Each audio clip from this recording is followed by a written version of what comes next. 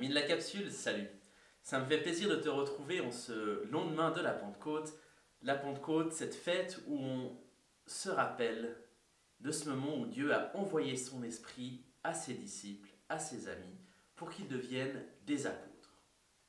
Les apôtres, c'est un terme technique qui veut dire celles et ceux qui sont envoyés et qui sont porteurs d'un message, d'une bonne nouvelle. Cette bonne nouvelle, c'est le fait que qui que nous soyons, quelle que soit notre culture, quelles que soient nos origines, nous sommes promis à l'amour de Dieu. Oui, la bonne nouvelle, c'est quelque chose qui doit à la fois s'annoncer, mais aussi se comprendre, se vivre intérieurement. La grâce, c'est de réussir à goûter à ce sentiment que nous sommes pleinement et parfaitement aimés par Dieu et qu'il n'y a rien que nous puissions faire qui changera ça.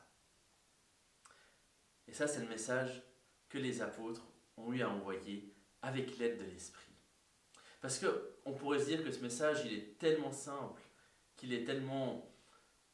il fait tellement envie finalement, que ça devrait être facile de pouvoir en parler et que ça devrait poser aucun problème. Sauf que quand on vient dire que tout le monde est parfaitement aimé, quelle que soit leur culture ou leurs origines, c'est quelque chose qui peut aussi venir un tout petit peu déranger.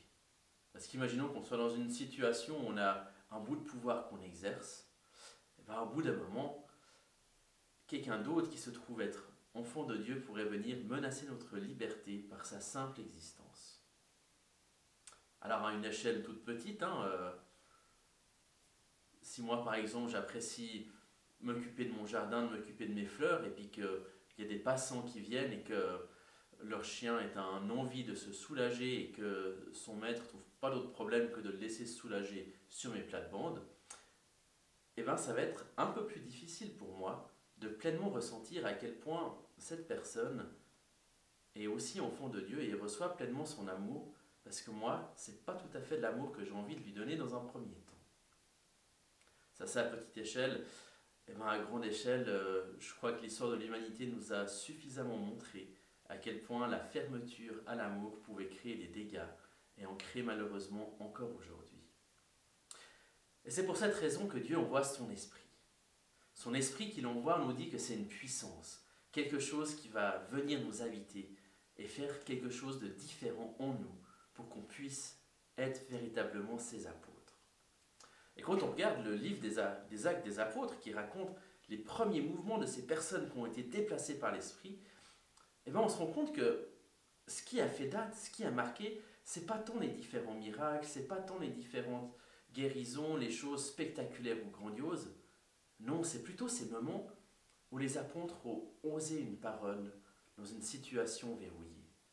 Les moments où ils ont réussi à trouver le lieu où il y avait quelque chose à dire, qui allait radicalement changer quelque chose de l'ordre pour laisser la liberté s'exprimer et donc l'amour de se manifester et de se vivre. C'est exactement ces situations où il faut avoir du courage qui sont celles où l'esprit se manifeste avec le plus grand faste, avec la plus grande puissance justement. Et moi je crois que l'esprit que Dieu nous envoie, c'est justement cet esprit, comme Paul le dit, qui n'est pas un esprit de servitude ou d'esclavage, mais un esprit de force. Un esprit qui donne ce courage d'oser une parole de vie, d'oser annoncer l'amour face à une fermeture à cet amour. Alors moi j'ai une question à te poser, ami de la capsule. Est-ce que toi tu connais certains de ces lieux, tu en as déjà rencontré, où tu es dans une situation où tu te dis, tiens, il y a peut-être un bout de fermeture à l'amour, et peut-être que je pourrais venir dire autre chose, venir ouvrir un espace de liberté pour accueillir quelque chose qui nous dépasse. Est-ce que dans ces moments-là, tu as senti une puissance t'habiter, un courage être là? Ou au contraire, est-ce que tu as déjà ressenti ce désir d'être rempli de ça? Moi, ça m'intéresserait vraiment de t'entendre là-dessus, de voir si tu comprends aussi comme ça l'esprit ou d'une autre manière. Alors, n'hésite pas à commenter, c'est un sujet que je trouve vraiment intéressant. Et on se retrouve la semaine prochaine. Salut! Pom, pom, pom, pom, pom, pom, pom.